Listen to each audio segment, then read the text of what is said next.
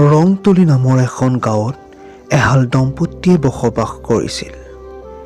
সেই গাঁওখনৰ সেই দম্পতীহালৰ যিজন গৰাকী আছিল ঘৰৰ, সেই গৰাকীজন আছিল হোজা হোলাৰ ভাইমূলা একো নজনা, কিন্তু তেওঁৰ পত্নী আছিল খুবেই বুদ্ধিয়ক।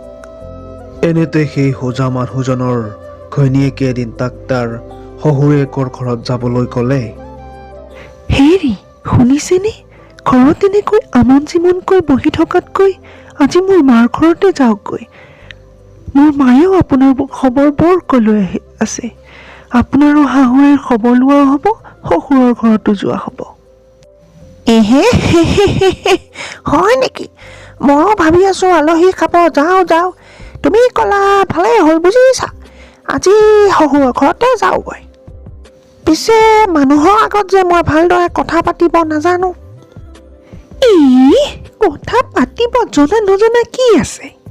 কোনোবাই যদি তোক কিবা কয় বা শাহুৱাই কিবা কয়, তই কবি হয় বা নহয়, নতুবা নমস্কাৰ হ'লেও দি আহিবি।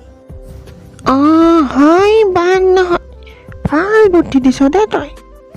এনেদৰে হোজা মানুহজনে ঘৈণীয়েকৰ কথা মতে শহুৰৰ ঘৰত নিমন্ত্ৰণ ৰক্ষা কৰে।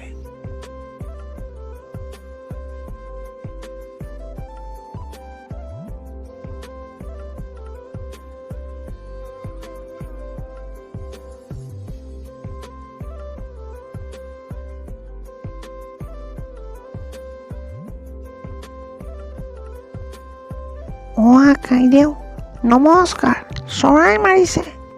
চি তোৰ কাৰণে মোৰ গোটেই কেইটা চৰাই উৰি গ'ল।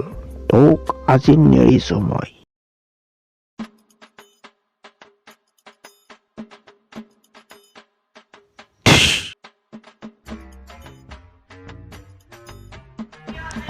কাইদেউ আপোনাক মই নমস্কাৰহে দিছিলোঁ, তাতেই আপুনি চৰিয়াব লাগেনে? এতিয়া বাৰু শাহুৱাইক মই কি বুলি ক'ম, কথাটো ক'ব পাহৰি গ'লো। নাজানো দে এইবোৰ ক'ৰ পৰা আহে।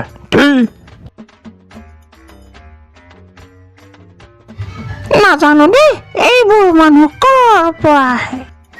অৰে মইচোন একো নকওঁতে ই মোক কিবা এটা ক'লে। বাপেকে শালাত মোক মাৰিবলৈ আগে জোকাই লৈ পাইছে মজাটো। এনেদৰে গৈ সি এখন হাবিত এজন ঋষিক লগ পায়, আৰু ঋষিটোকো সি তেনেকৈ পাইছনে মজাটো বুলি ঠাট্টা কৰিব ধৰে, অৰ্থাৎ সি কথা ক'বলৈ নাজানে। পাইছনে মজাটো, মোক জোকাই ল'ব আহে। কোন তই মোৰ তপস্যা ভংগ কৰা?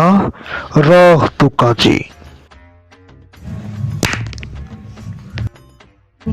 কেনে পালি?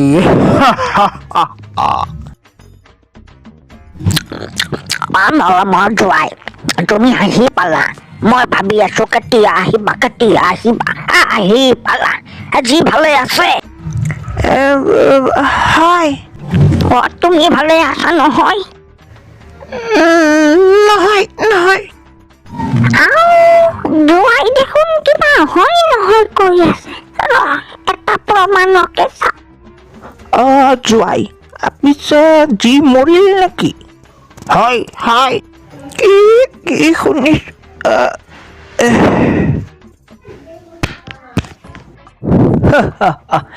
এয়া আছিল মূৰ্খ জোৱাইৰ সাধু। আশা কৰোঁ আপোনালোকে ভাল পাইছে। অনেক দিনবোৰতো এনেকুৱা মনোৰঞ্জন ধৰ্মী সাধু আপোনালোকৰ ওচৰত লৈ আহিবলৈ চেষ্টা কৰিম। ভিডিঅ'টো ভাল পালে লাইক, ছাবস্ক্ৰাইব, কমেণ্ট কৰিব। আৰু এটা কথা, এইটো সাধুৰ পৰা আমি এইটোকে গম পালোঁ, অনাহকে কেতিয়াও আগতে মুখ খুলিব নালাগে, নহ'লে এনেকুৱা হয়। দেখিলেনে?